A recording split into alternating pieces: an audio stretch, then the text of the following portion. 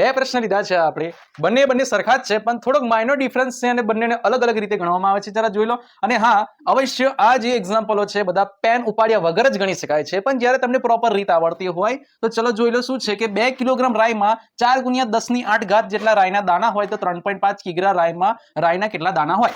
તો આપણને આ તો સિમ્પલ દાખલો આવડે છે કે આપણે ચોકડી ગુણાકાર મૂકીએ. કઈ રીતે જરા જોઈ લો. તો રાઈ કિગ્રામાં, આ બાજુ રાઈ દાણા.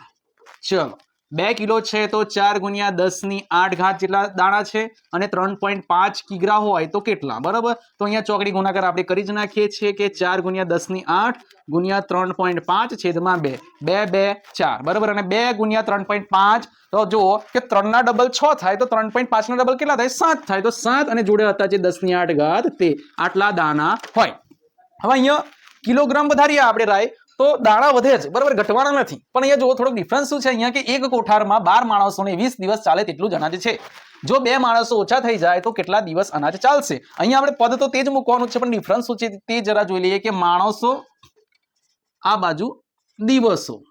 ચાલો 12 માણસો હોય તો 20 દિવસ જેટલું અનાજ ચાલે. જો 2 માણસ ઓછા થઈ જાય, 12 માણસમાંથી 2 માણસ ઓછા થાય એટલે કે 10 માણસ હોય તો કેટલા દિવસ ચાલે?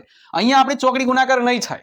જો માણસો ઘટે છે તો દિવસો ઘટવાના નથી. ઓછા માણસ હોય તો વધારે દિવસ અનાજ ચાલવાનું છે. તો અહીંયા કઈ રીતે ગુણાકાર કરવાનો? તો સીધો જ ગુણાકાર કરવાનો. આ ડિફરન્સ છે કે 12 ગુણ્યા 20 કરવાના છેદમાં 10 કરી દેવાના. બરાબર. ઉપરના ઉપર, નીચેના નીચે.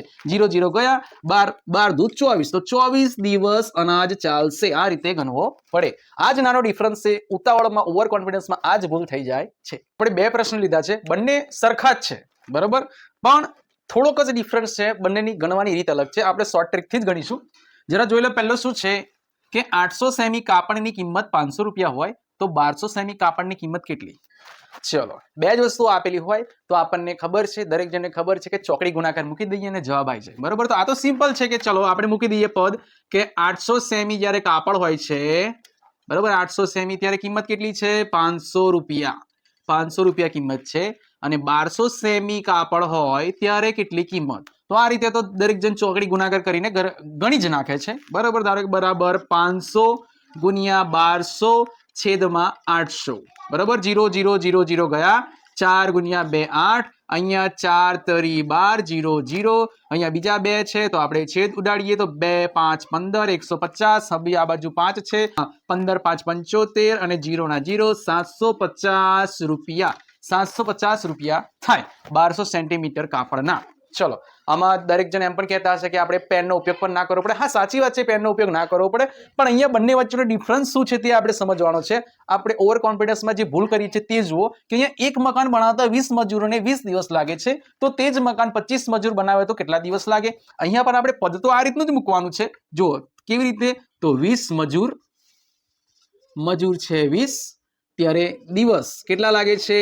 20 દિવસ લાગે છે. પછી મજૂર છે 25 તો કેટલા દિવસ લાગે? ચલો, અહીંયા ડિફરન્સ એટલો છે કે અહીંયા જુઓ કે અહીંયા કાપડ જે છે, કાપડ 800 સેમી થી 1200 સેમી ગયું એટલે કે વધારે થયું તો કિંમત પણ વધી ગઈ. પણ અહીંયા શું થાય છે? 20 મજૂરો 20 દિવસમાં કામ કરે.